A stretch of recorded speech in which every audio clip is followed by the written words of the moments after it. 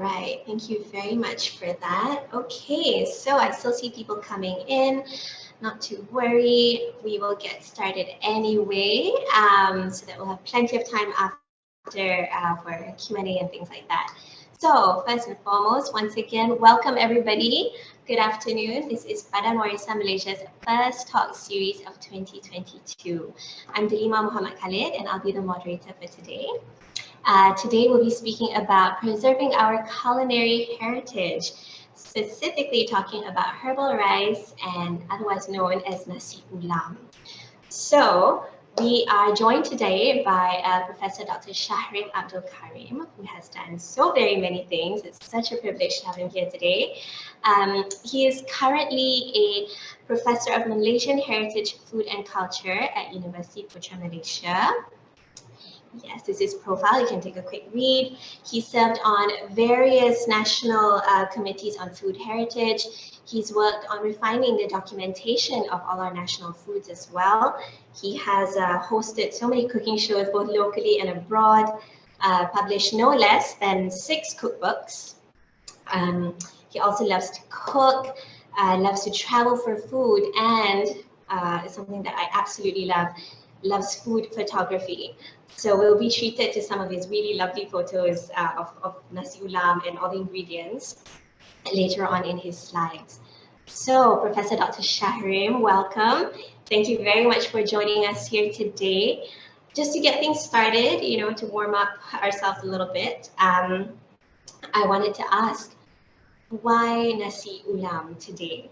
Over our many sort of, you know, national heritage foods, what does Nasi Ulam mean to you? You know, how did you come about like, okay, this is what I want to talk about? If you could share a little bit more. Thank you, Delima, and good afternoon and Assalamualaikum, and thank you for being here today. And why Nasi Ulam? It's because, you know, Nasi Ulam is very close to my heart, and I've been practicing Nasi Ulam for many, many years. And there are many types of Nasi Ulam in Malaysia, very different version of Nasi Ulam. And also, you know, the usage of herbs in Nasi Ulam. And I use a lot of herbs in my cooking. That's why also I want to share, you know, what are the goodness, the benefits of these herbs in our life if we practice using them. Okay, yeah, there's so many benefits to Nasi Ulam, and we're really looking forward to hearing all of it. And hopefully we'll get to hear, you know, a lot more of your own personal stories as well, Professor Dr. Shahrim, you know, like the sort of your own, I guess, heritage food that you grew up eating and your staple foods as well, you know, so hopefully we'll get a chance to hear a lot more of that. So without further ado, I think we'll get right into it. Just to let everyone know that we'll be going through Professor Dr. Shahrim's presentation, and then we will have a quick cooking demo as a video, and then after that we will be having Q&A.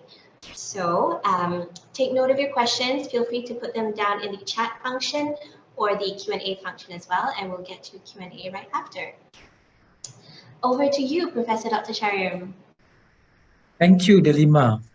Good afternoon again, and Assalamualaikum. And I would like to thank you, Badan Warisan Malaysia, for inviting me for having this talk this afternoon. And I'm glad to be here and be able to share a bit of my experience and talk about Nasi. So we're talking about Nasi Ulam, a lot of Nasi Ulam about this afternoon. Okay, next, please.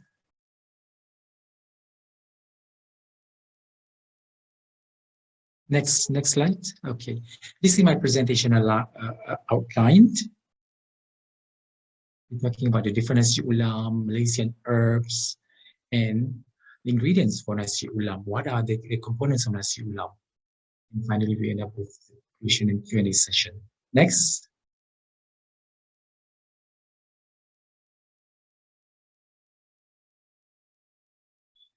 Well, this is our traditional food that we use to eat. And now, you know, if you go to kampong and small villages, you still can find this type of food.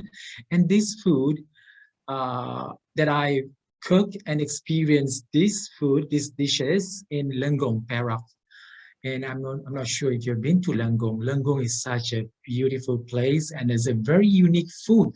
And I tasted and I cooked this food, and the food is kind of like this one. The top here is masak patani. This is meat cooked in turmeric, and it's a mix of like Malaysian and Thai dish.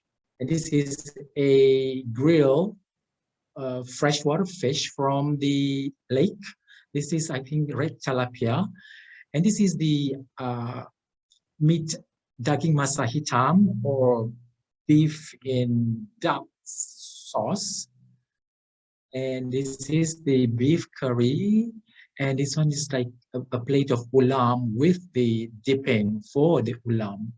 So, you know, the food is very unique. And this food is also goes well, you know, this food goes well with nasi ulam. Next. Okay, how do you describe nasi ulam? And now I want to compare nasi ulam and rice salad. Both, you know, of these dishes using cooked rice, you see. But for nasi ulam, we cook, you know, we especially cook the rice to make the nasi ulam. But normally for rice salad, if you have leftover rice, then you can make it into salad. For nasi ulam, of course, you have a lot of herbs, but for rice salad, you can use different type of vegetables, from different type of peppers, you know, bell peppers, and also different type of beans that you can add, and also some spices as well, like basil. You can add basil in there, but not too many of the herbs, you see. But for nasi ulam, we can use so many types of herb as you like, as you have it in your garden, or you can buy it from the market. And both for nasi ulam, the one nasi ulam that I'm making, I use a bit of oil, you know, to stir fry the nasi ulam. But for rice salad, typically you use olive oil to, you know, to mix the rice with the olive oil and seasoning. For nasi ulam, because you have the seafood, normally seafood-based seasoning. We'll look at the different types of seasoning or your seafood that we use for nasi ulam later in the presentation, and also plus seasonings, you know, the different style seasoning that we use for nasi ulam to give the different tastes. But of course, for rice salad, the seasoning would be salt and pepper or black pepper like that. But it's much more seasoning in nasi ulam. So basically, nasi ulam is, for my, you know, personal perspective, is more richer. But then, you know, for rice salad, it's kind of like light and a simple salad. Probably making nasi ulam a bit more complicated, but it's so easy as well. Easy to make, you see. It can be done at home in your kitchen. So next, so that's the difference, you know, of nasi ulam and rice salad. Okay, next is nasi ulam in other parts, in other countries, especially in this part of the world, in Southeast Asia. I've came across nasi ulam in Indonesia, in Brunei. They're familiar with nasi ulam because there are a lot of herbs for, you know, Malaysia, Indonesia, Thailand, and Myanmar. But then, you know, the nasi ulam in Thailand and Malaysia and Brunei could be similar, but a bit of differences as well in terms of the usage of the herbs that they use. But our nasi ulam is typically kind of similar with those in the southern part of Thailand. They use, you know, those bunga telang as well, or the butterfly pea flower, and those, you know, local herbs there that they have there, you see. And Myanmar also, they have nasi ulam, but of course using their herbs, and they have, you know, the different seasoning that they use for the nasi ulam.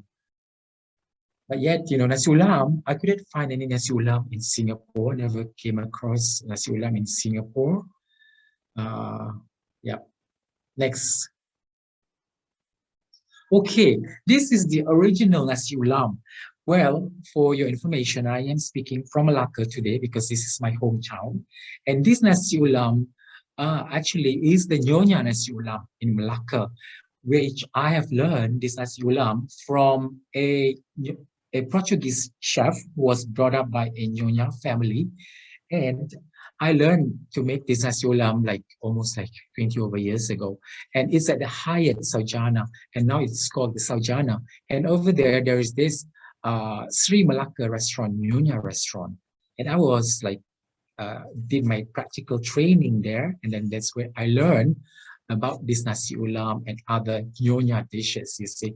So because I'm from Melaka and I got attracted to this Nasi Ulam, and I have brought this Nasi Ulam to many places around, around the world. I brought them to Europe, to America, and to Thailand as well. If I want to make comparison to our Nasi Ulam and their Nasi Ulam.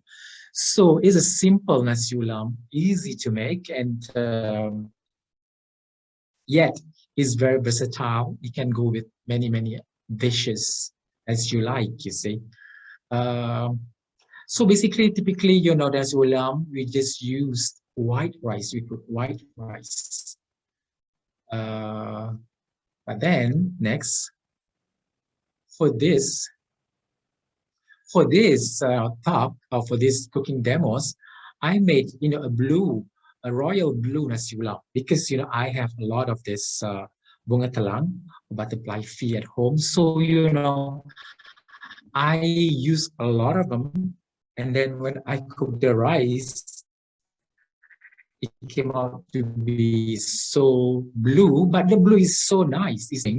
It's natural coloring, so it won't be as bad, you see, to compare with the synthetic coloring. So this is, my version. But then, when you see this, you also can see this is like the Nasi Ulam in Kelantan. Yeah, but the Kelantan Nasi Ulam is another type of Nasi Ulam, which is more, it's kind of different, yeah? So what is the Nasi Ulam, you see? And the version. So this is the Nasi Ulam in Nyonya, Melaka, that I'm making. And there's Nasi Ulam from Lenggong, Nasi Ulam from Kedah, Nasi Ulam from Perlis, but that's the northern Nasi Ulam, and also Nasi Ulam Kelantan. So Kelantan, there are a few types, you see. We'll talk about it. Okay, next. Okay, and then this is the final product of, of my cooking today. You can see it at the cooking demos shortly. So this is the Nasi Ulam after I mix it with all the ingredients, all the herbs. So it becomes like that, you see. You can see the nice blue, royal blue color, and also the green from the herbs. Next. Okay, for Nasi Ulam, of course, these are the main ingredients for making Nasi Ulam. Of course, you have the rice. I like to use a basmati rice, because basmati rice has long grain and it is like not sticky, easy to deal with, and it gets fluffy when you cook it well with the right amount of water. You won't get too soft, because if it's soft, it's not nice, when you present the rice. So the rice, when you want to cook Nasi Ulam, should be fluffy and should be grainy, and the longer the grain, the better it is, you see.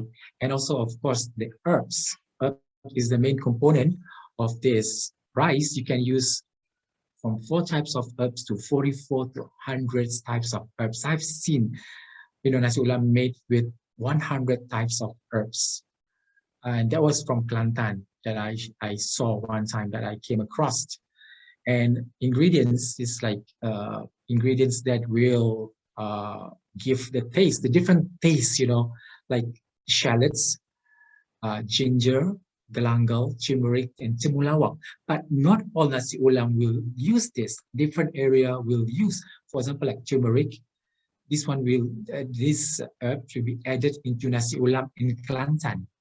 And for galangal, the northern Nasi Ulam, ginger and galangal.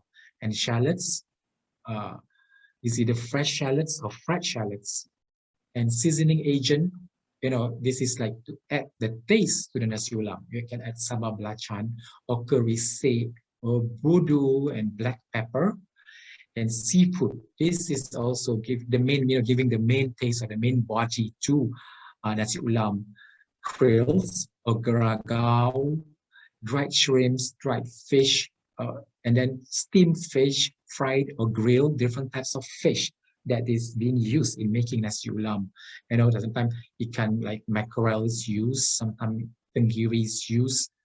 So the different types of fish, or sometimes just dried fish, and it can, you know, the dried salted fish. Next. Okay, again, I want to highlight on this one. Like, okay, the main taste components derive from this ingredient. Hot and spicy, of course, types of chili that you use, you see. Some nasi ulam will add red chili or bird eye chili to it. And then these ingredients give some kind of pungent, you know, to your, some kind of like a taste, a different taste to nasi ulam. Just instead of like the plain taste, you see, ginger will give, you know, also they give aroma to the aromas as well as a color to the nasi ulam, you see. And as I said just now, onions can be fresh onions. It's just some people, you know, some recipes would just call for sliced shallots. Some would, you have to pound the shallots, and some might, like my recipe today, I'm using just fried shallots, you see.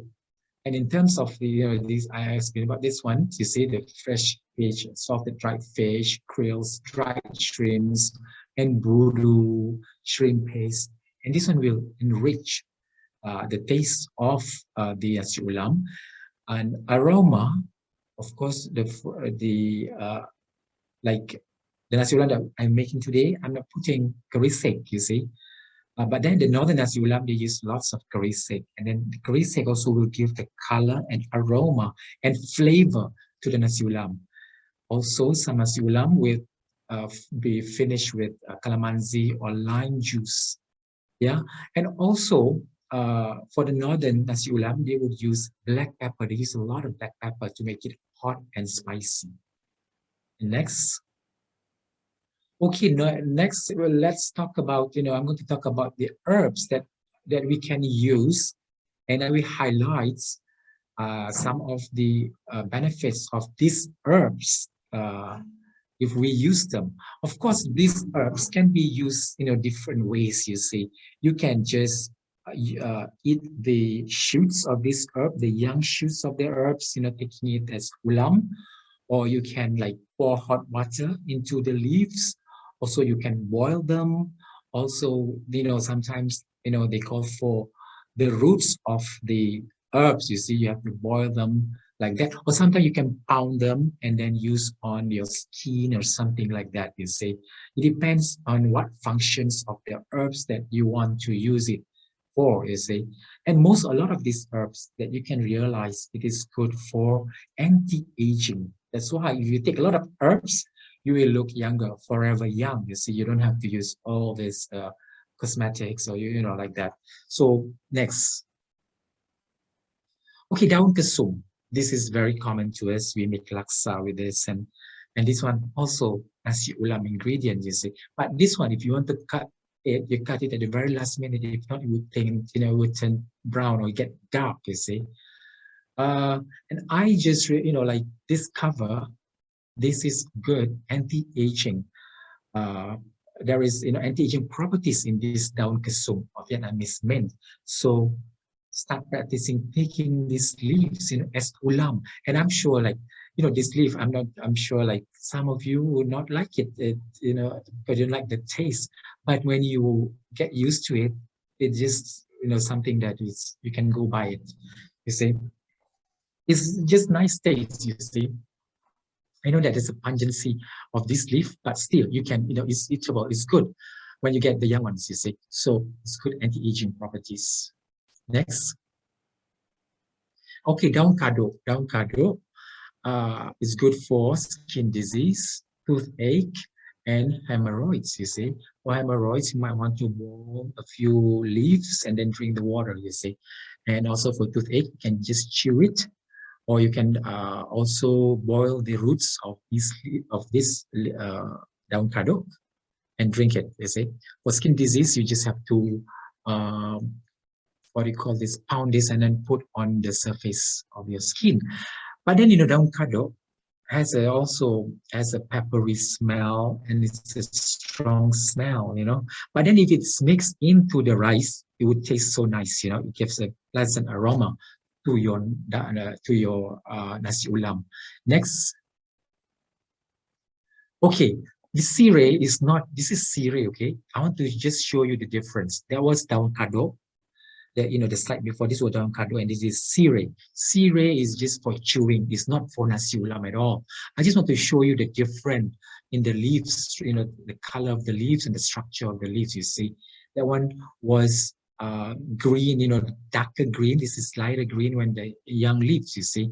And sireh is for chewing and also for, for traditional culture, in the Malays, in Malay culture, we do it for as a gift during the majlis in the wedding, like that,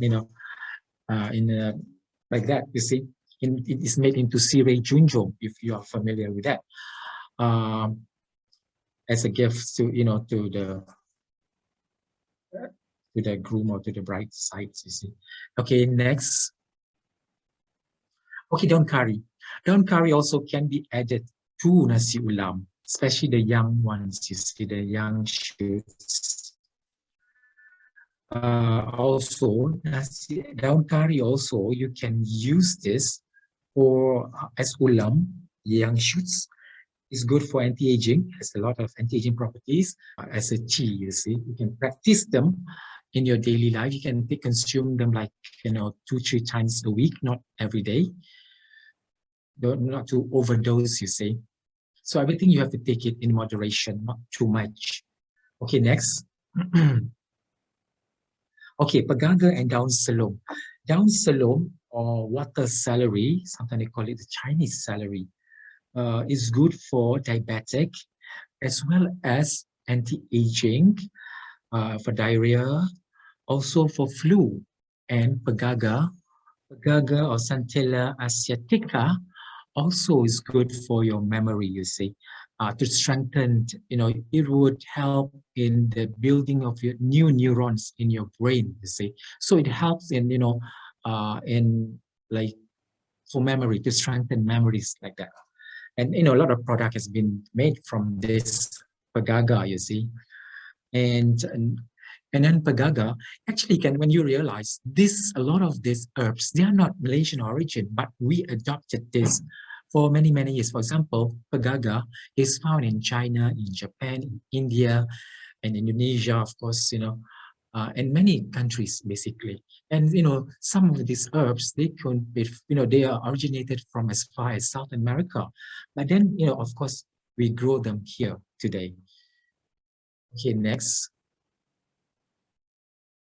Daun berbuas. Daun berbuas is used a lot in Johor, because they used to daun to make the leaves to make botok. Botok is the dish, a fish dish with a lot of spice steam like that. And the leaves is good for headache, strengthen bodily systems, and generating milk for a mom, after giving birth. So you see, a lot of these herbs has a lot of functions and benefits. Also these leaves, the shoots, the young shoots, and these leaves, all the leaves that I'm showing today is purely, from my garden. So we have many, many herbs in our garden here in Melaka. This is the mature, because it's dry season now, you see. So I don't find the young shoots when I took the photo. Next, please. Okay, daun beluntas. Daun beluntas also, this daun is very unique. Not many people knows about this daun. You can find this daun, by the beach. It would grow wildly in the wild, you see. But then these leaves is good for, you see, again, anti-aging. Also, it would help to remove body odor, and to, also it's good for your nerve system. Let's say you have problem with your nerves, And this leaf, if you take it, regularly, like a few times a week, the young shoots, and then the leaves is so pleasant, you see. You just can eat like that. It's not like bitter or anything. It's not. It's not. Um, it's good. It's good leaves to to make as ulam. Also added, you can add this to your nasi ulam. Basically, for nasi ulam, you can add any kind of herbs that you have. You see, there's no particular herbs that you cannot you add. Just add any herbs that you have, basically. So next. Ketumbar Jawa is not known so much in Malaysia, you see. But then uh, it is used a lot in Thailand and Indonesia. But then, if you go to Thailand, the wet market, they would sell this a lot of this because this is one of the main ingredients in their tom yum, you see. And you can just eat it like that as ulam. It's so, has a pleasant taste. It would something like it would refresh you. And it has, all this herb has very high antioxidants. And antioxidants is good, you see. It would remove all your bad stuff from your body, you see. So, and also to preserve, your inner body systems, you see. And it is good for fever, diabetic, flu, and also high antioxidant. Next, and like the ketumbar Jawa, the salted coriander we use, is like growing wildly in our garden. You see, it can spread so fast and so easy to grow. And this is down lemoni. Down lemoni, you see, it's like kind of purplish leaves, and it is very unique. You see, these leaves is kind of bitter, and in the Malay culture, also I think in the Indian culture, women after during confinement they would bath or they would shower in this leaf, like they boil these leaves with different other leaves, and they make the water they will use in to shower, you see. uh, Also, this is good. You see a lot of these leaves are so good for anti-aging, for diuretic, headache, and boil, you see. And also, sometimes I would just take like the shoots, the young shoots, and I would put in a mug, and I would just pour hot water and drink from it. So it is good. And also, this leaf, there are the lemoni, there is like, this is the kind of the dark lemoni, and also the other one is the white lemoni with the greenish leaves, you see. And it has a lot of good properties in this lemoni. And this is the plant that can grow very big, huge, you see. So you don't have space, you cannot grow this because it would require a larger space, because it's like a big tree, you see. It's not like little shrubs, but it can grow very, very big, and also the it can grow so tall as well. Next, down second down second tone, the name is very funny, and the what do you call this? Latin name is Padiria fiotida. Very glamorous name, but I have been hunting for this for years, because it's very unique. Is of course a lot of benefits as well, and this is like a vines, you see. And I just got this during my travel to Mersing, and it was in a bush. Somebody took me, showed me where to get this, and then I get some, and now I'm growing it at home. And also it is used a lot in the northern. People from the north, they know these leaves. And in Melaka, the Nyonya people know down second so well. When you crush the leaves in your palms, and then you could smell some kind of like, kentutla, you know what I meant. But then, it has a lot of benefits, but it has a funny name, but it's a good leaves to have in your garden.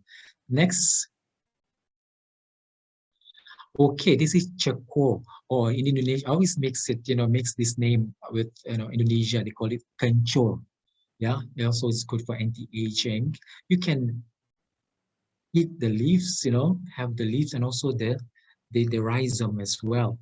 You can, the rhizome can make into sambal, make sambal belacan, or you can make into ulam as well. And also this one will give you energy, you see. And also, if you practice it, you kind of like, you'll be like, how should I say? Orang kata berseri-seri, you can be berseri, your facial too. Berseri. If you practice taking this. Yeah, next. Okay, Tenge Borong. This is like a natural Viagra. It's good for men. So, it gives like, if you like say you are so tired, and then you can take a few of the shoots and just make it as ulam. It's good. It will bring strength to you, you see. But then this is bitter, kind of bitter, the taste of this daun. Next. Okay, bunga telang. Bunga telang is so close to my heart as well because I use it a lot, you see. I have made bunga telang, of course, beverages. I made them into jellies. I make into my serimuka, you see, the kueh, you see. I take it regularly. I made it into tea. I made into various type of beverages that I added, you see. Many things, you see. I do dry these flowers, and we have a lot, at home. Of this bunga telang or butterfly pea flower. Next. Okay, this is another leaves that I want to show you.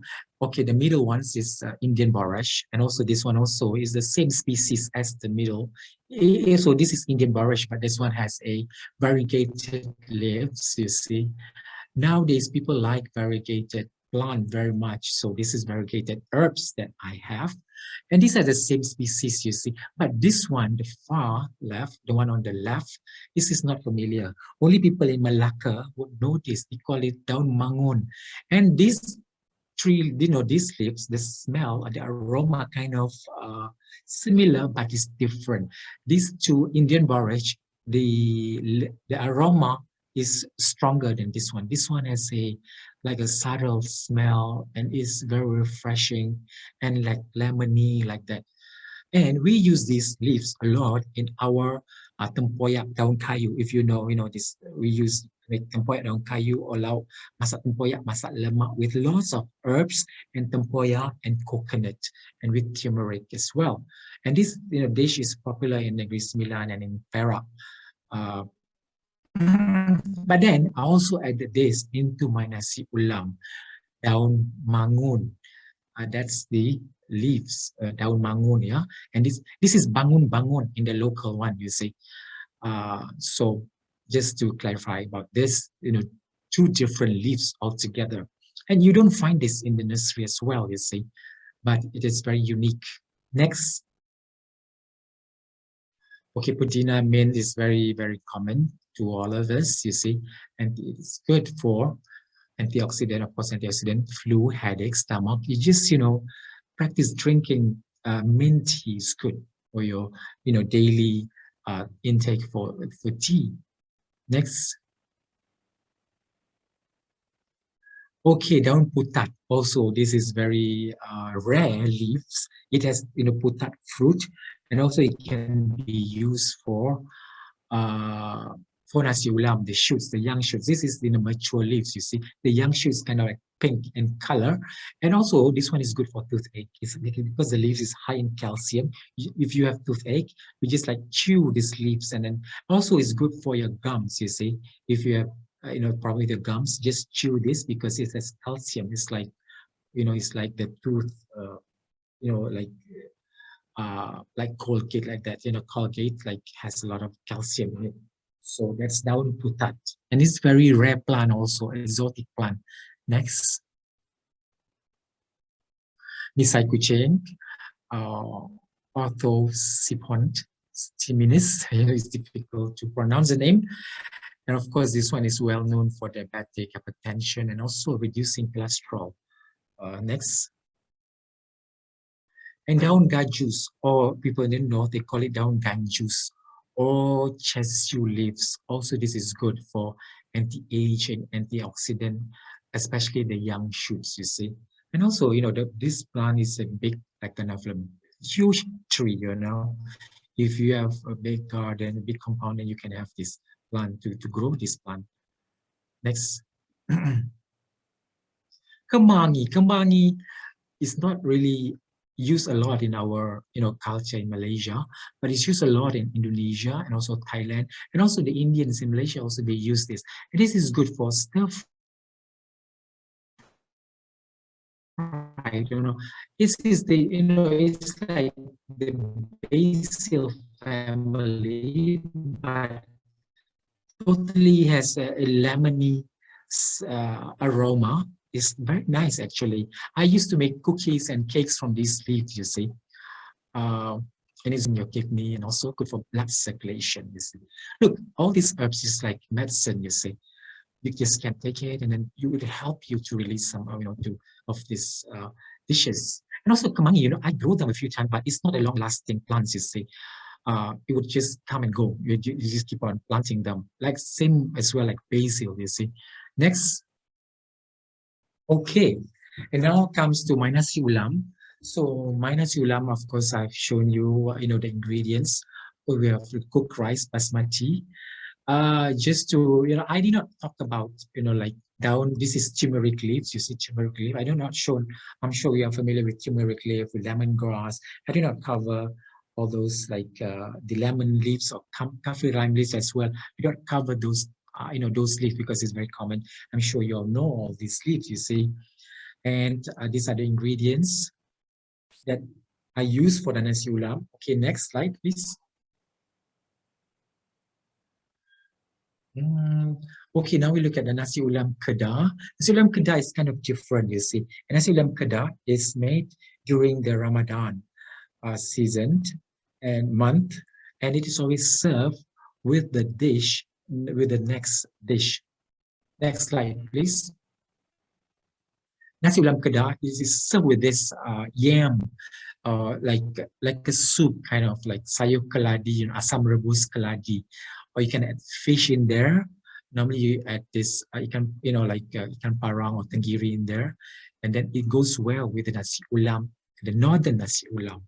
You just eat it with this dish. And Nasi Ulam in Kedah, they use kerisik, as I mentioned just now, kerisik and also black pepper, plus all the herbs, you see. And they would use salted dried fish as well as the grilled fish. Okay, next. Okay, Nasi Ulam Perlis. This is Nasi Ulam Perlis.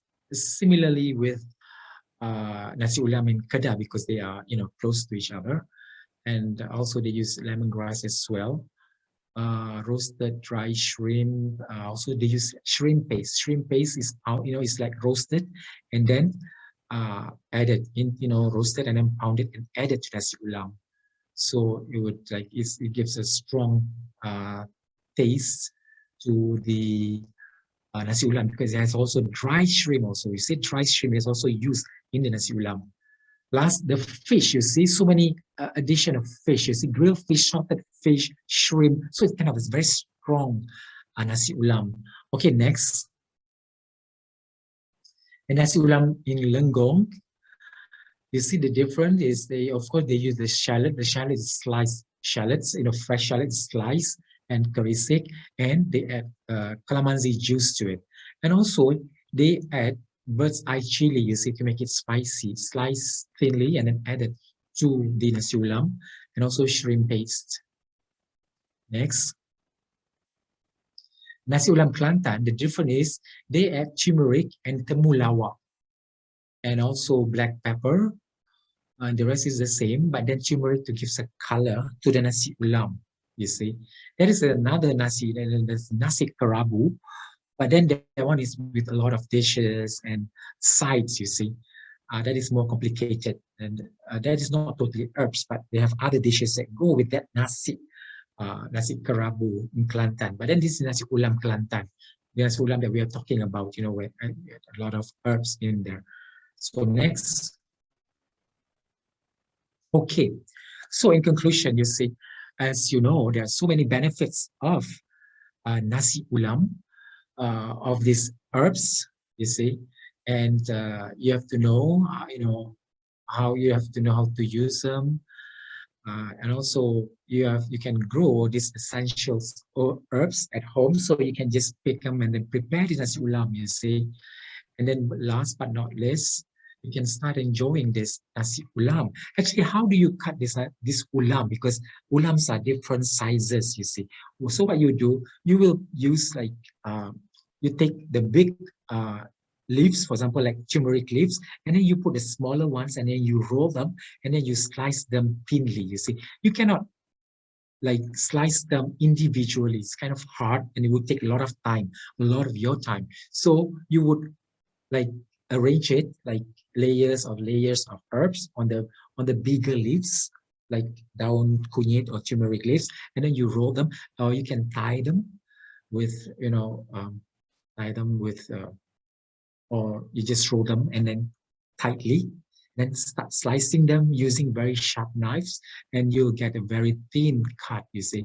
It has to be sliced very thinly, then it'll be nice, you see. You cannot just like roughly cut, then it would not be so great looking herbal rice or Nasi Ulam. And then most importantly, you will know how to prepare simple Nasi Ulam at home from the video that we are going to show you today. So with that, I would end my presentation and thank you so much for listening.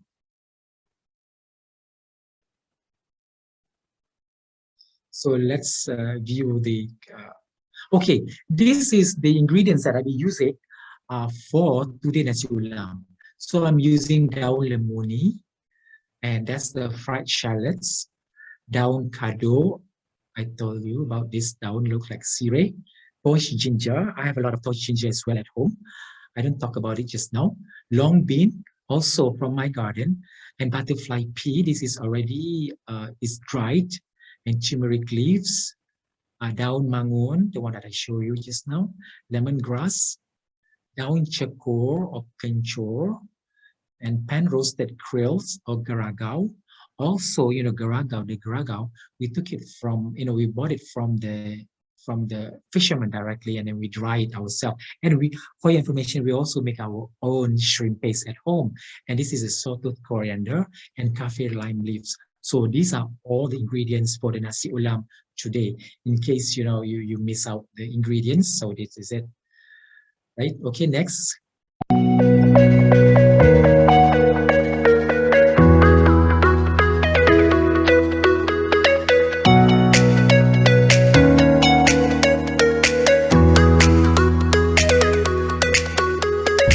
Hi, good afternoon. Assalamualaikum dan salam sejahtera. Welcome to this afternoon talk, preserving our culinary heritage. And today I will show you how to make Nasi Ulam.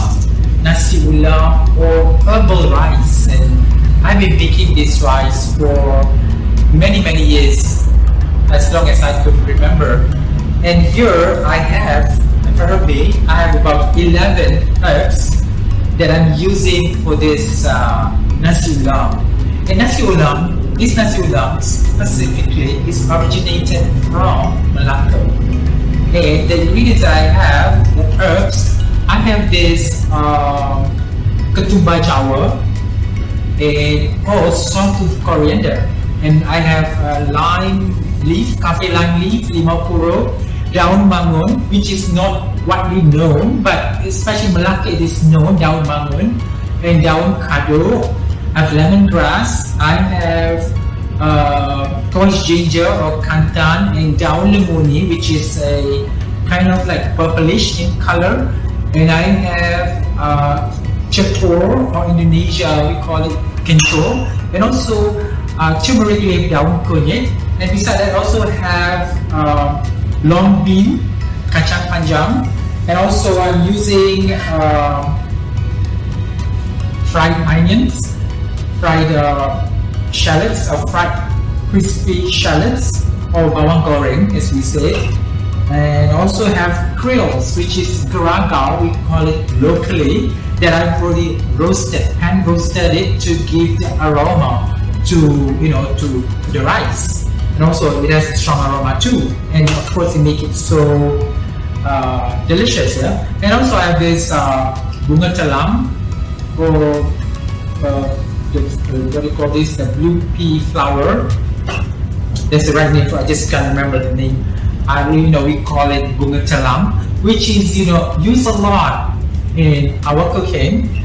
to make different things from beverages to dishes. Yeah, and I already cooked the rice last night with a bunch of bunga telang. And also to cook the, to prepare this nasi ulam, it's good that you have to cook the rice overnight so that the rice is really fluffy and it doesn't break or it's not going to be soft when you fry them.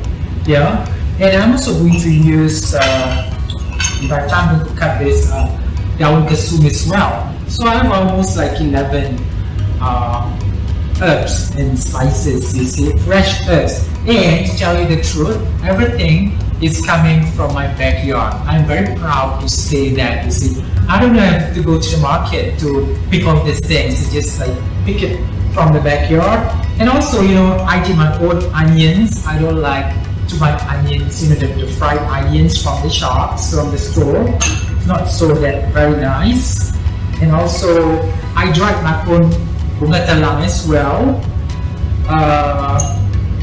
That's about it. So everything is from my backyard, and I love to do gardening and growing all these herbs that we have, here in Malaysia. So without further ado, let me start and let me heat up the pan.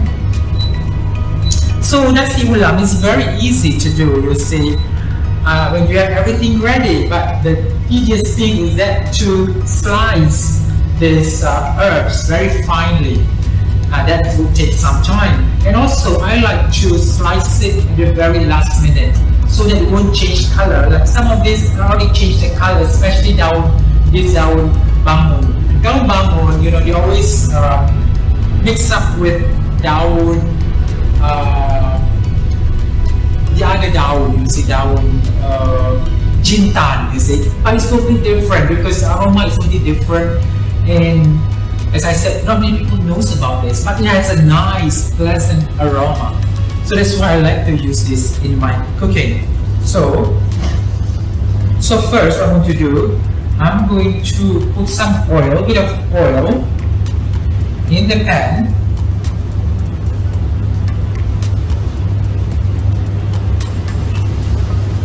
It's very easy, I always say that cooking is easy as 1, 2, 3. If you know what you're going to do and you prepare everything, then it's going to go very fast, you see. And plus I have this rice. You see, the color is so like royal blue, it's like nicely bluish, you see. No color, it's just from bunga telang.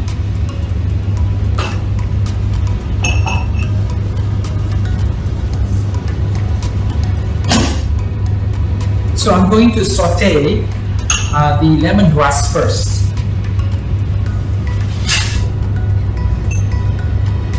Because lemongrass is kind of hard, so that's why I saute this food to soften it. And also, when you cook it a bit, it would give the nice aroma to your rice of the lemongrass, you see.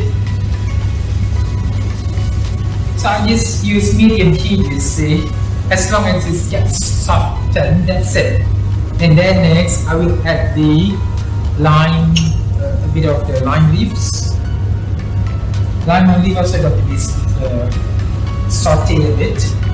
And later also I will add for the final touch. Yeah. And then I'm adding some, we call this, the long bean. The long bean also from my mom's garden. You see. So I have almost everything. And now, we have a lot of things, especially vegetables and herbs that we grow. My mom grew a lot of vegetables for our daily consumption. So we don't really go to the shops to the stores to buy vegetables these days. So now I'm just going to add the rice. Add the cooked rice, you see. Just like that. I'm going to scrape all of this. I'm going to leave a single rice here.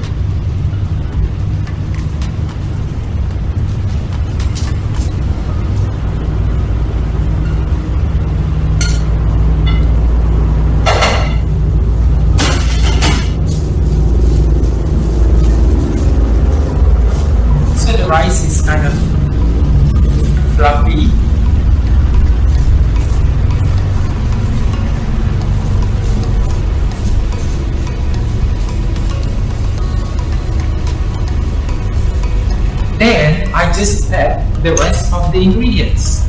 So I will add we call this toast ginger or kantan.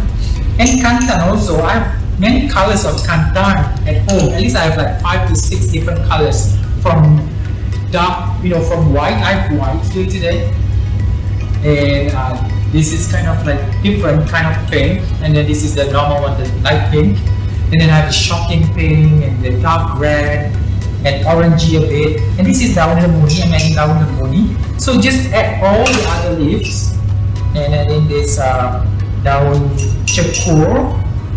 Cekur is popular in Indonesia, and turmeric leaves. And turmeric leaves, we are the only ones in the region using turmeric leaves in our cooking so much, not the Thai or Indonesia. This is ketumbar Jawa. Ketumbar Jawa is a lot being used in Thailand. Daun mangun. This is very exotic. And daun kado. Very good in a lot of helping with your health as well. So I got almost everything there, and just stir it up.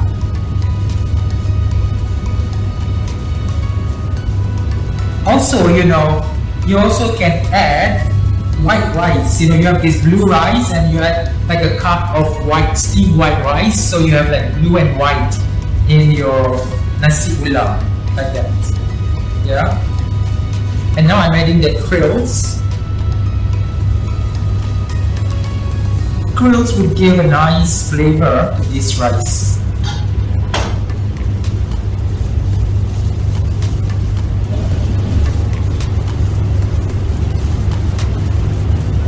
So I don't really use, too much of the oil. You don't have to use too much oil. The oil is just to sweat the lemongrass and the the lime leaves. You see.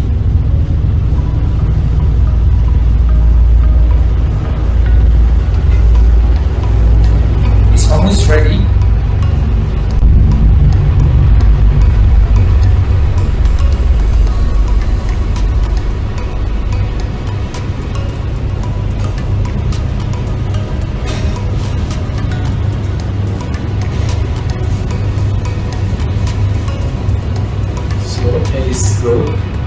And also, I don't want to cook it for too long. Then you're going to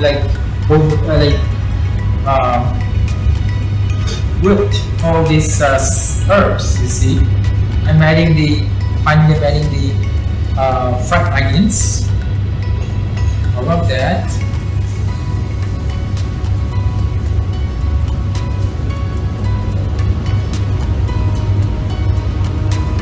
And a dash of salt to finish the dish. Nasi Ulam.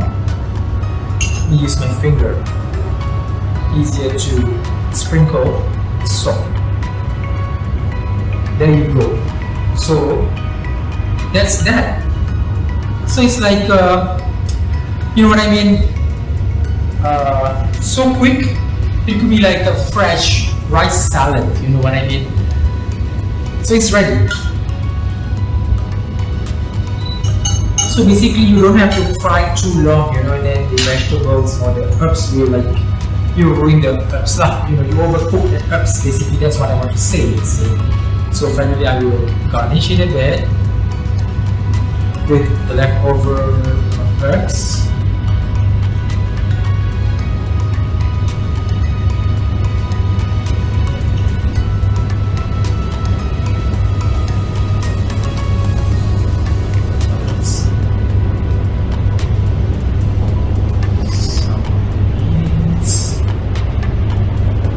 And Nasi Ulam, you can put all kind of herbs in this Nasi Ulam. You could sometimes, people do like up to 100 types of herbs in this Nasi Ulam. So it depends on what you have in your garden. So if you have more herbs in your garden, then you will have a lot of herbs in your Nasi Ulam. And this rice is very, very refreshing and very, very delicious. And it can go with any type of dishes. It can go with rendang, with Sambal Udang, with lemak nanas, you know, all the delicious dishes, you see. So with the herbs, it gives an extra flavor to, you know, to your whatever you are eating with, you see, the dish and the rice. And also, you can just eat it like that. It's also very, very delicious, you know, and just make with sambal belacan. So that's it. Because it's already rich with all these herbal tastes in this, you know, and lots of goodness in this rice. So this is Nasi Ulam for our presentation this afternoon. Thank you.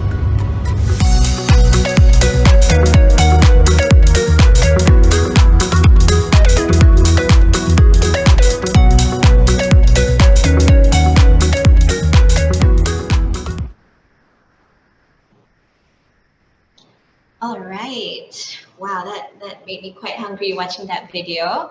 And I must admit, actually, Professor Dr. Shahrim, I didn't know that Nasi Ulam was, you know, cooked. I always thought it was really like a salad that you chop up everything and you throw it all together. I actually didn't know that it had to go into a pan.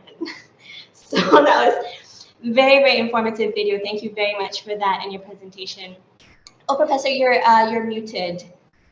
Turn on your... Yeah, you also can, you know, as you said, you can also just mix everything. But for this type, for the Melaka type, you have to like sort of like stir fry, sweat the, you know, the lemongrass, some of the herbs, you see, before adding the rice. So that's about it.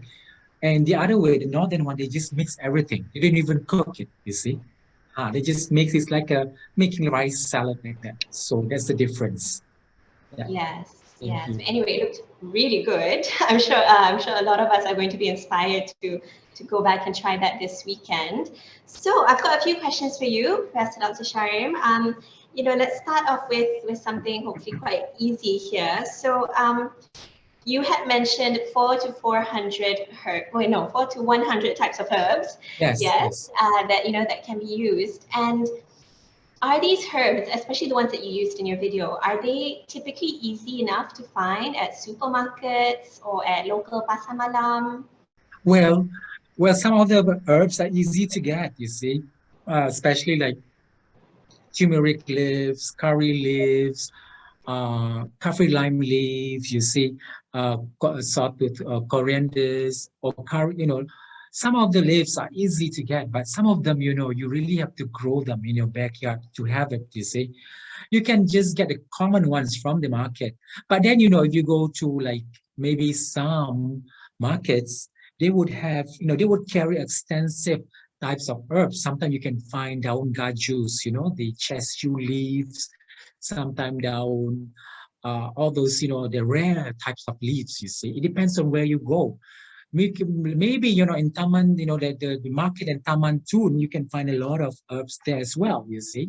So depends on your luck, you see, and depends on what you grow also. Like me, I'm just like love with these herbs, so I have to grow all these herbs. You know, we have many herbs, almost 100 that I, you know, that I counted last time, you see. So many. So it depends. Yes. Okay, Taman Tun Market, folks. For anyone living in KL, remember that. Go and source it there for your next Nasi Ulam dish. So Professor Dr. Shahrim, related to that, we have quite a fun question here from one of our audience members. Is there a minimum number of ulam to be used? Because apparently there's an old wives' tale that only an odd number type of ulam must be used. Have you heard such a thing? Yes, I've heard, you see, these tales, but you know, that was like, you know, our grandmas used like to use like 3, 5, you know, numbers, you know, the odd numbers. But for me, you know, you can use as much as you like, you see. But of course, you know, that's the belief, you know, the odd numbers is, you know, the odd numbers then better than even numbers. So I've heard about that. But it's okay, you know, use as much herbs as you can find to make your nasi ulam more flavorful and more aromatic. So that's what I believe. Mm-hmm. Okay, so safe to use even number of ulams as well. Yes. Okay, thank you for that, Professor Dr. Shahrim. We have another question here. I think relating slightly to technique as well. So does lemuni hijau and lemuni hitam be used or cooked in the same style, and do they give a slightly different taste? So, Well, which one would you recommend sure. perhaps? Well, normally we would use the lemuni hitam because lemoni hijau is very rare, you see, to find the plant. And also down lemoni itself, also you can make into lemoni rice where you would blend the leaves, the shoots, and your rice will turn into a dark brown rice, you see.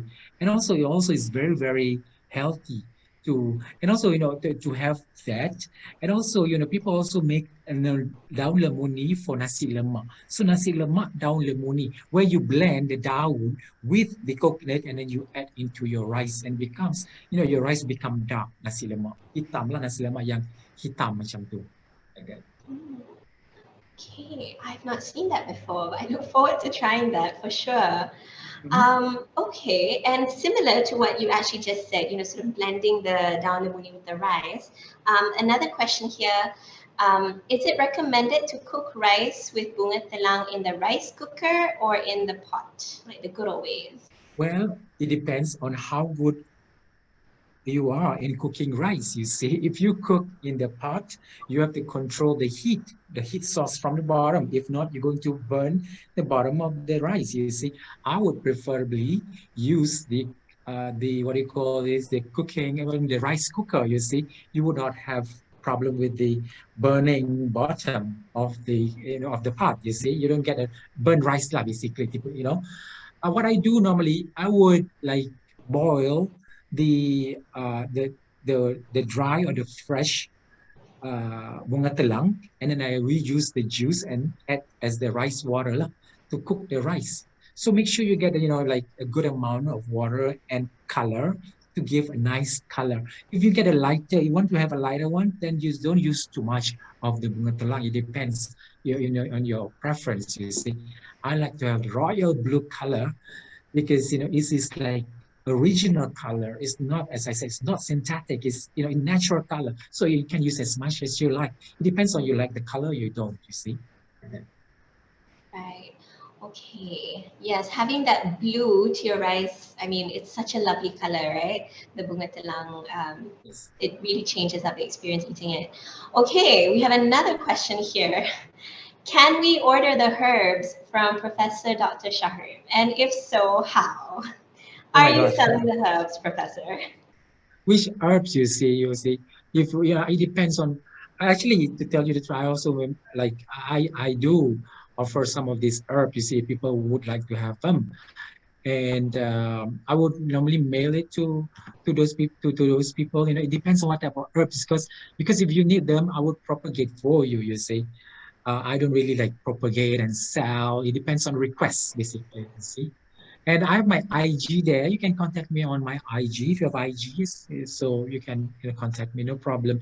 Like down mangun, you see, not many people don't know down mangun, and you don't find some of this down in the nursery. You see, so I do offer to people, sell them. Yes. Right, wonderful. I hope everyone heard that. If anyone wants to try out any of these herbs, please contact Professor Dr. Shahrim. His Instagram handle is right there. So yes. All right. So I think we have time for one more question. And I've got one that just came in here. One moment.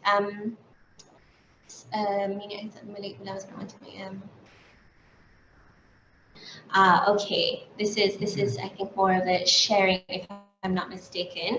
So another question that I can see is, so typically we see a lot more in restaurants, the nasi dagangs and the nasi kerabus, that's a little bit more available or accessible compared to nasi ulam, at least in KL from what I can see around me. So I wanted to ask, like, why is this? Is it because it's tedious to make? Is it because it's hard to find? Is it because people don't know about it? So perhaps you can share a bit on that, Professor. Well, I think one of the main thing is that It's like nasi ulam is served occasionally, you see. But then, you know, like the Nyonya nasi ulam that I showed today, this is served in some Nyonya restaurant, you see, in the past. But I don't know today. Maybe, you know, finding the herbs and also, you know, slicing the herbs could be, you know, some tedious work to do, but it still can be done, you see. And also you need to, okay, these herbs are very perishable. If restaurant want to have them, they need to buy these herbs all the time, you see. So it could be pricey as well, costly, you know. And then if it's like sellable, the nasi ulam is sellable, it's good. But then, you know, it can be made on occasionally. But then it's pretty much like a home type of cooking, you see, home type of food that you serve in a home, not like commercially. And also, especially for nasi ulam in the north, it's served during the Ramadan. You see, you only can find the nasi ulam in the Ramadan, but also you can find this from the Ramadan market as well, from you know in the north. So there you go. You see, it's seasonal, it's cooked at home, and it's not really cooked in the restaurant. You see, but then you know, nasi ulam is, as I said, it's very versatile. You can serve it with any kind of dishes, especially this nasi ulam from Melaka, with sambal udang, with rendang, with any other dishes. You know, it just tastes so good with the dishes. It does, it really does. Okay, thank you so much for that, Professor Dr. Shahrim. If anyone else has any other burning questions, please do contact, Professor Dr. Shahrim. His IG handle is right there, and he will also be with us again later on. But specific to Nasi Ulam, please do get in touch with him. All right, so that brings us to the end of our Q&A session. Thank you so much, Professor Dr. Shahrim. Any sort of final words or advice, people wanting to try out Nasi Ulam this Yes. weekend? Thank you so much, Delima, for hosting the event, and Badan Warisan Malaysia for inviting me. And then also we have another session. Delima will mention it later. So see you again next time, and thank you very much again. Thank you, Professor Dr. Shahrim. Yes, so with that, as Professor has just mentioned, our next episode on preserving our culinary heritage will be looking at herbal teas instead. And this will be on 19th of February at 4 p.m. same time. Registration will open on 1st of February. So please save the date, everyone, and join us again and bring all your fun and interesting questions. Dr. Shahrim will be here to answer them all, and I look forward to being part of this again the next time. With that, thank you so much, Professor Dr. Shahrim. Thank you to everyone who attended today, Badan Warisan Malaysia. Thank you very much, and look forward to seeing you in a few weeks. With that, over to you, Badan Warisan. Thank you so much, Delima, for being such a wonderful moderator for today. And Professor Dr. Shahrim, this is a fascinating talk, and I am very hungry after looking at all these pictures. I think it's absolutely wonderful that all these different herbs can be used not only to enhance the flavor for nasi ulam, but we get to enjoy all the benefits from the different herbs as well. All right, thank you so much again, Delima and Professor Dr. Shahrim, for a wonderful talk. And we will see you on the 19th of February for his next talk. Badan Warisan Malaysia would also like to thank everybody for tuning in today. Please follow us on our Facebook and Instagram. Check out our website at badanwarisan.org.my. If you've enjoyed this talk, please donate to Badan Warisan Malaysia. We are a non-government organization, and we do not receive any financial assistance from the government, and we rely on donations to support our operations. So you will see on the screen our bank details. Tax-exempt receipts are available upon request with your details. Thank you again so much for supporting us, and have a lovely evening and weekend.